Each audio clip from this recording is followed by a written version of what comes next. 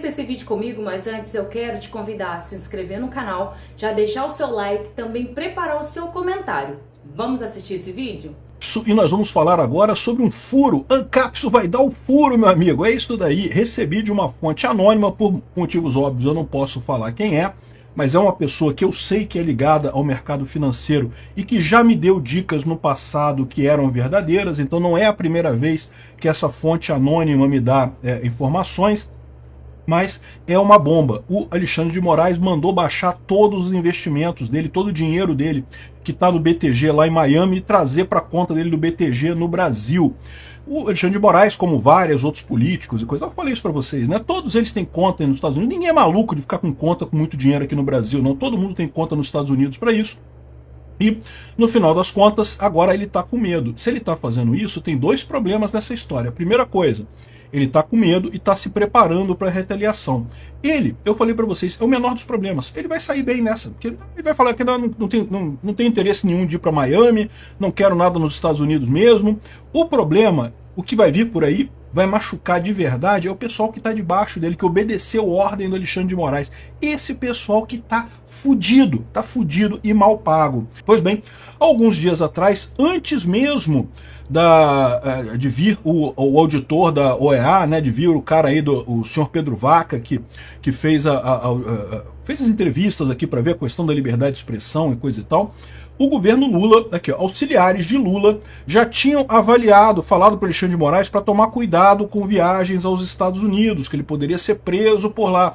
Ou seja, está rolando coisas muito sérias lá nos Estados Unidos com o nome do Alexandre de Moraes, evidentemente, porque todo mundo sabe que ele é um ditador, ele está criando uma ditadura no Brasil. Ele, com essa desculpa de não estou defendendo a democracia, ele está sendo um ditador. É isso que está acontecendo. Desde o início a gente tem falado esse tipo de coisa, né? E com o Trump presidente lá, Elon Musk parte do governo americano agora, evidentemente que essa coisa ia feder para o lado do Alexandre de Moraes. Quanto tempo que levaria isso, a gente não sabe. Parece que já tinham falado para o Alexandre de Moraes para ele não ir para os Estados Unidos pessoalmente pelo risco de ser preso lá. Mas agora, depois dessa visita do cara da OEA, depois da história toda, o pessoal está preocupado aqui, ó. O governo de Lula e o STF estão com medo do relatório da OEA. Por que eles estão com medo? Como eu expliquei para vocês. Eles achavam que o cara da OEA, o Pedro Vaca, é esquerdista. Pô, esquerdista pra caralho. Um cara super esquerda. Então ele viria aqui a fazer aquele relatório amigo, dizendo que não, é isso daí, ainda estamos aqui, não sei o que lá, e tá tudo certo, não teve censura nenhuma, o Lula é lindo, o Alexandre de Moraes tem uma careca maravilhosa, e não sei o que lá, tem aquele relatório lindíssimo da coisa. Só que ele também está pressionado pelo Trump. Então o Trump quer ter um relatório justamente para retaliar o Brasil, retaliar o Alexandre de Moraes, retaliar o governo Lula pela questão do Bolsonaro estar sendo perseguido por aqui e a questão da censura no Brasil, né? Para quem não acompanhou os acontecimentos essa semana, o D. Vance, que é o vice-presidente americano, esteve na Europa e deu um puxão de orelha nessa questão de censura na Europa. Falou que esse negócio de censura vai acabar, esse negócio de regulamentação da mídia, acabou esse papo, encerrou esse assunto, né? Se a Europa pretende ainda ter os Estados Unidos como um aliado, esse papo de regulamentação de mídia, não que temos que controlar as fake news, não sei o que lá, morreu o assunto. E o pessoal da Europa não gostou, evidentemente, mas eu acho que não vai ter muito o que fazer nesse caso, não. Nesse caso vai ter que baixar a cabeça mesmo.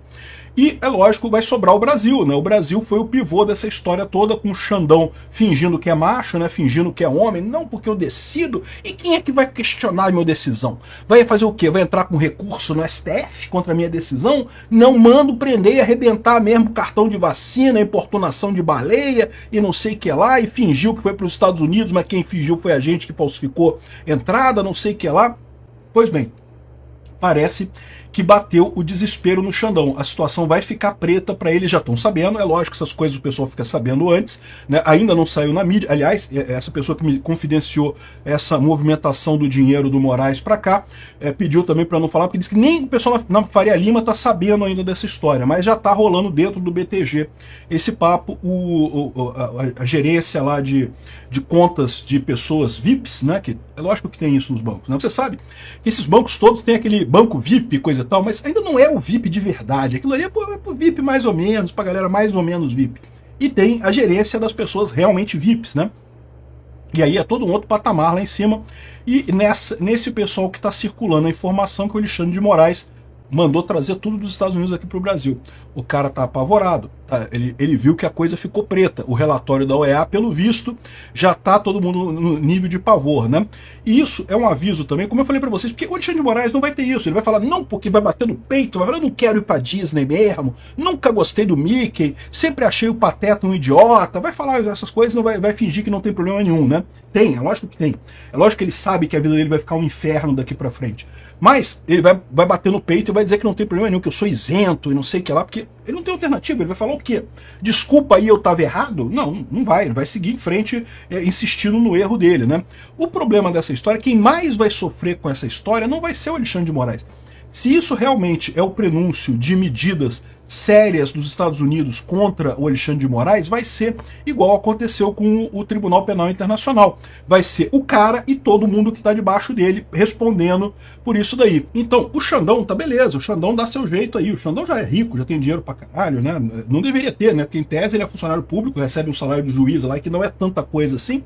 Mas vocês sabem como é que funciona esse negócio, né? Ele no STF é todo mundo rico, né? Então, no final das contas, ele vai se safar dessa. O problema é o pessoal que está de baixo, que vai se fuder de verde e amarelo. Aqueles outros juízes ali que estavam, né, querendo fazer uma carreira, vou obedecer o Xandão, porque eu quero subir na minha carreira e coisa e tal. Vão se fuder, meu amigo. E os policiais federais, o tal do Fábio Schor lá, que é o cachorrinho do Xandão, que obedecia as ordens todas do Xandão. Boa sorte, seu Schor. O senhor vai estar enroscado nessa história, você sabe, né? E um detalhe, o Xandão mandou vir as economias para o Brasil, não transferiu para a Europa, não. Por quê? Porque ele sabe que a coisa vai doer. Quando os Estados Unidos faz sanção, sanciona a porra toda. Os países aliados não podem mexer com o dinheiro dele também, não. Então, se ele transferisse para a Alemanha, para a Inglaterra, para a França, mesmo países que hoje ainda são de esquerda, ele teria problemas com esse dinheiro no final das contas.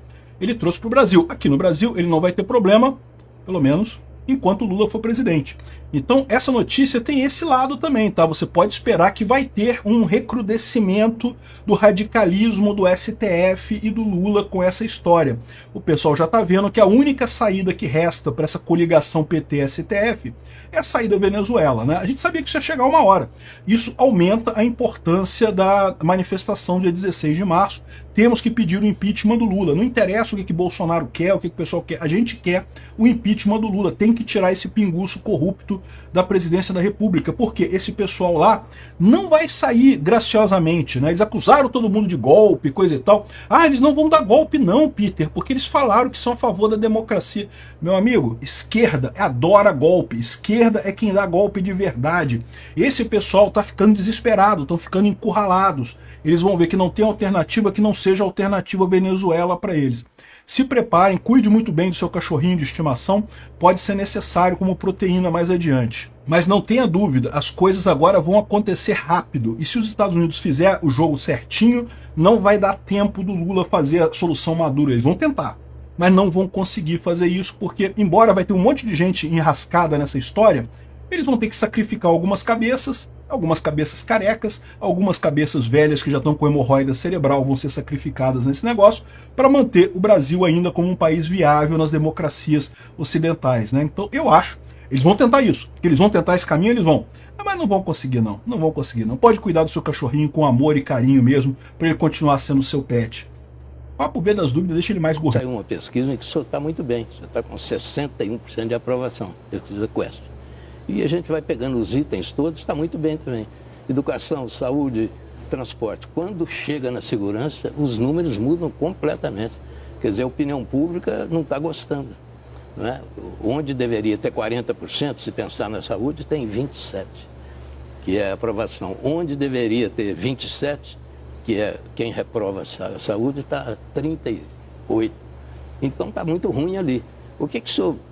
Alguma coisa o senhor tem que fazer para dar uma resposta à sociedade. O que o senhor está pensando em fazer? Entre essas últimas ocorrências, esses últimos episódios, né, promoveram em nós uma reflexão profunda. E qual é a conclusão que a gente chega? É que a gente tem uma deficiência na formulação de política de segurança pública. Isso não é só o Estado de São Paulo, isso é geral. Mas a gente está fazendo essa reflexão aqui para o Estado de São Paulo. A gente consegue, com muita clareza, formular a política pública de saúde, a formular uma política pública de educação, e quando chega na segurança, parece que a gente acaba ficando restrito à discussão de polícia. Ah, vamos aumentar o efetivo, vai colocar câmera, vamos comprar equipamento, mas não é isso. A gente às vezes não faz a discussão do que a gente quer resolver. Qual é o crime que tem que ser alvo nosso? E aí isso tem a ver com a percepção de segurança. A gente tem gastado muita energia no combate ao crime organizado. E, de fato, a gente tem que combater porque o crime organizado afeta hoje até os negócios lícitos, né? Interfere em quem está jogando a regra do jogo. Mas o que incomoda o cidadão hoje? O assalto. O cidadão não quer ser assaltado, o cidadão não quer perder o celular.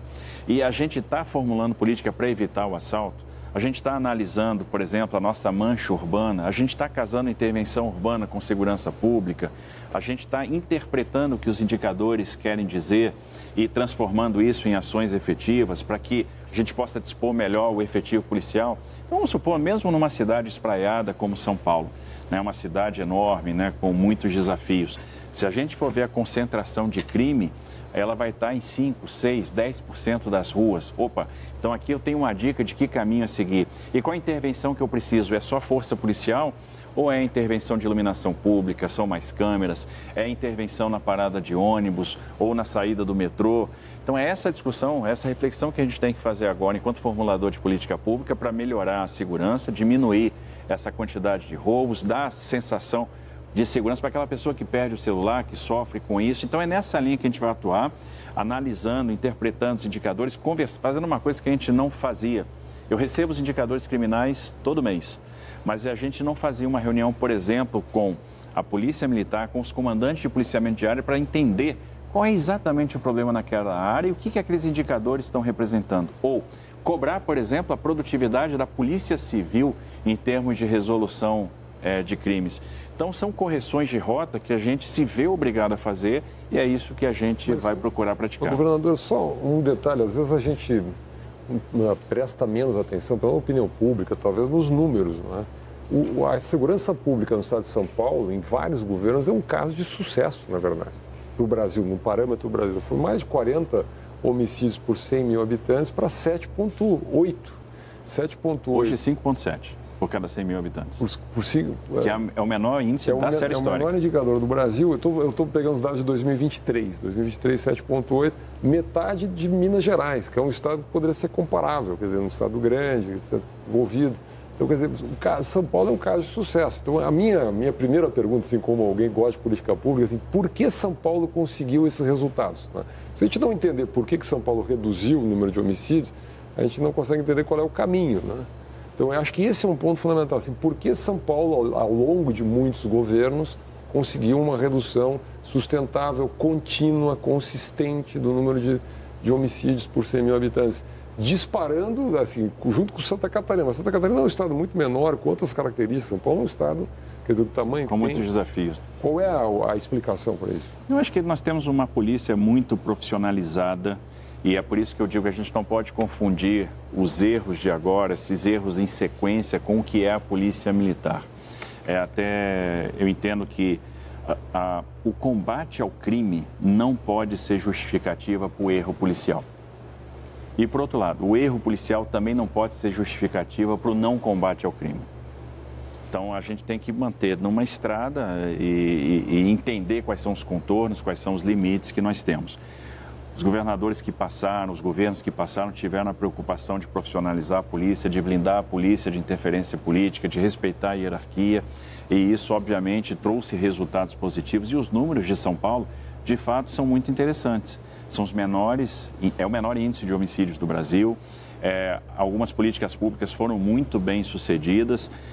E muitas vezes a gente até não entende, ou eu vou falar em especial das câmeras, né? O Rodolfo citou.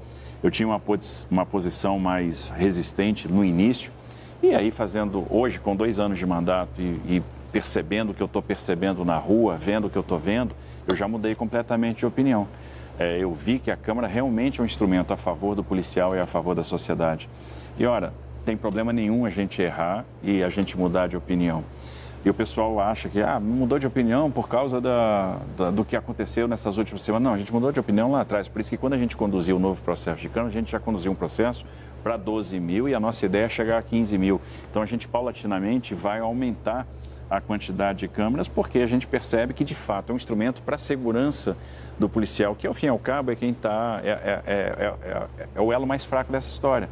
É quem tem que combater o crime e quem está mais exposto. Quem precisa de segurança jurídica, quem precisa da proteção do Estado, quem precisa de orientação para não descumprir regra, porque quando há o descumprimento de regra, é a primeira pessoa que vai pagar. E também como geração de prova, né, governador? Claro, sem dúvida, sem dúvida. Mesmo porque o erro policial ganha, às vezes, o status de crime. E aí mancha toda a polícia, como o senhor disse. Então, nesse caso, essa nova posição sua é uma defesa. Nenhuma instituição tem o uso da autorização da força como a polícia tem. Então, constitucionalmente, a gente dá a possibilidade da polícia usar a força. Obviamente, se a gente dá essa possibilidade para a polícia usar a força, ela também precisa da autocontenção, dos mecanismos que garantem o controle interno e a contenção. Isso está muito claro na minha cabeça agora. Recentemente eu tive acompanhando o teste das novas câmeras, porque é óbvio que agora a gente fica pisando em ovos. O discurso ficou muito contaminado e muito reduzido, o discurso da segurança pública muito reduzido à questão das câmeras, o que é um erro também.